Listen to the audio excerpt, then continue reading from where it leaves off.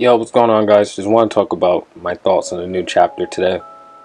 Um, First things first, I want to address the fact that Sukuna had went ahead and said something like, "This guy is from back then," while fighting Yuji. Now, I want to know what that means. Like, could Yuji be from the Heian era? Could he be Sukuna's like son or nephew or something? Because they look awfully alike, right? And the leaks had said something to do with Kenjaku. I don't know what's going on there, but the leaks didn't mention anything like that, like Sukuna recognizing Yuji and saying like he's from back then. And I don't know. I don't know where that could be going because this story is unpredictable, right? I mean, who expected anything in this chapter to happen? So I don't want to sit here and waste time making a bunch of predictions.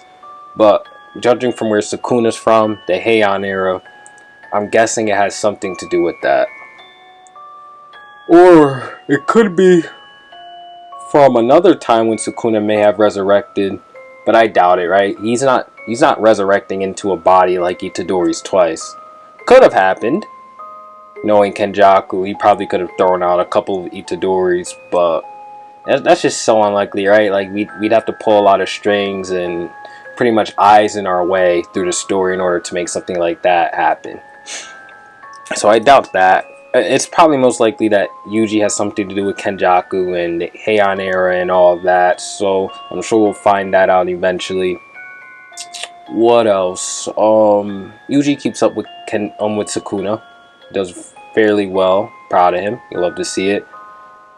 I definitely can see this in Yuji because a couple of things. Since Sukuna's out of his body now, he more than likely, one, has way more control over his cursed energy. Two, has the potential to find a cursed technique. Although I think his cursed technique could have something to do with manipulating the blood flow of his enemies. I'll get into that in another video or so, but that's what I think his cursed technique is and always has been.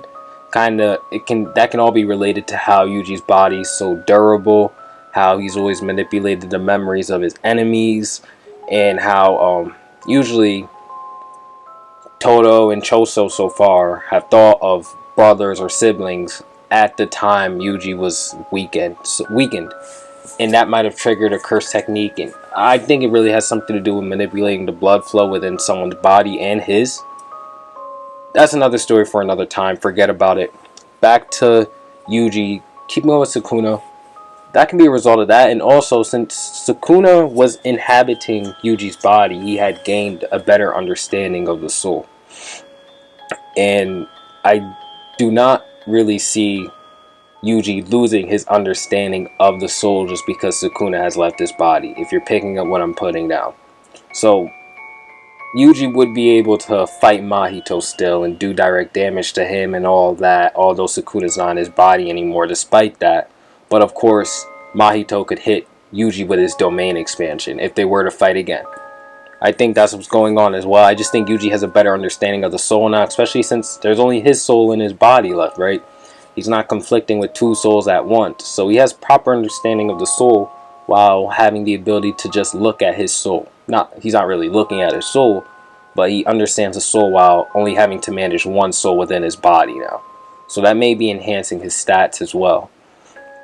I mean, there can really be any explanation for Yuji. He's so mysterious in terms of his character and his build-up that anything can be said and we'll just eat it up, right? It's not out of the blue. It's not BS. What else? So, getting into the last part of the chapter where Megumi may be fighting back. I do think Megumi will be able to fight back, but is he taking his body back? I doubt it. Megumi has always put his life on the line and his life at risk. I just don't think the story is going to allow him to reobtain his body. I think this is more of a tragic upset within Megumi's story and how, you know, at the worst part of his life, everything's just snatched away from him, and I think his character will, quite frankly, just die here. Sorry to say for all the fans, but I just believe that's what it is. If I'm wrong, then I'm wrong. But I think Megumi's story really ends with this little Sukuna bit. So I wonder what's gonna happen next, right? I mean, Yuji and Sukuna are fighting here and all, but it's not just gonna be Yuji for too long.